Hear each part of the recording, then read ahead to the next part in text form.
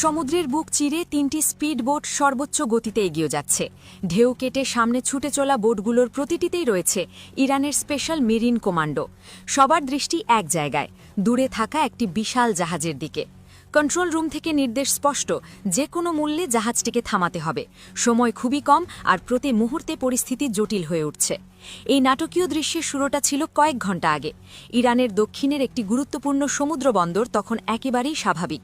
Cargo জাহাজ আসা যাওয়া করছে, বন্দরের শ্রমিকরা ব্যস্ত নিজেদের কাজে। হঠাৎ করেই রাডার কন্ট্রোল রুমে ধরা পড়ে একটি অচেনা সিগন্যাল। নিষিদ্ধ এলাকায় একটি ছোট নৌকা ধীরে ধীরে বন্দরের দিকে এগিয়ে আসছে।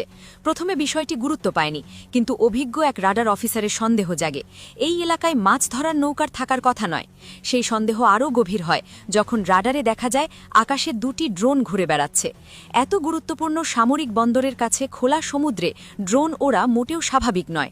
দ্রুতই বিষয়টি ঊর্ধ্বতন কমান্ডে জানানো হয়। সিদ্ধান্ত আসে আকাশে যুদ্ধ বিমান পাঠানোর।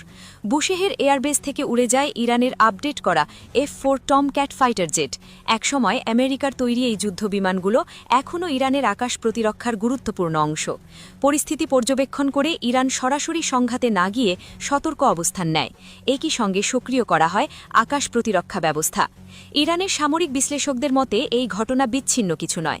তাদের ধারণা এটি হতে পারে আমেরিকার সম্ভাব্য যুদ্ধজাহাজ পাঠানোর আগাম রিহার্সেল। সাম্প্রতিক সময়ে ওয়াশিংটন যেভাবে পারস্য উপসাগরে নিজেদের নৌবহর জোরদার করছে, তাতে তেহরানের উদ্বেগ বাড়াই স্বাভাবিক। বিশেষ করে ডোনাল্ড ট্রাম্প প্রশাসনের কঠোর বক্তব্য ও সামরিক প্রস্তুতির ইঙ্গিত ইরানকে আরও সতর্ক করে তুলেছে। এই উত্তেজনার প্রভাব শুধু সমুদ্রেই সীমাবদ্ধ নেই।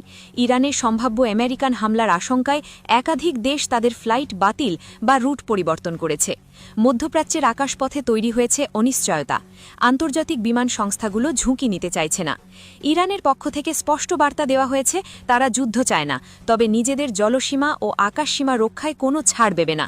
তেহরান মনে করছে সামান্য ভুল হিসাবই বড় সংঘাত ডেকে আনতে পারে। অন্যদিকে আমেরিকা এখনও সরাসরি কোনো মন্তব্য না করলেও তাদের সামরিক নড়াচড়া পরিস্থিতিকে আরও জটিল করে তুলছে। সব মিলিয়ে এই অচেনা জাহাজ আর স্পিড বোটের ঘটনা মধ্যপ্রাচ্যের চলমান উত্তেজনার আরেকটি অধ্যায়। এটি কি শুধুই শক্তি প্রদর্শন, নাকি বড় কোনো সংঘাতের পূর্বাভাস? সেই প্রশ্নের উত্তর খুঁজছে এখন গোটা বিশ্ব।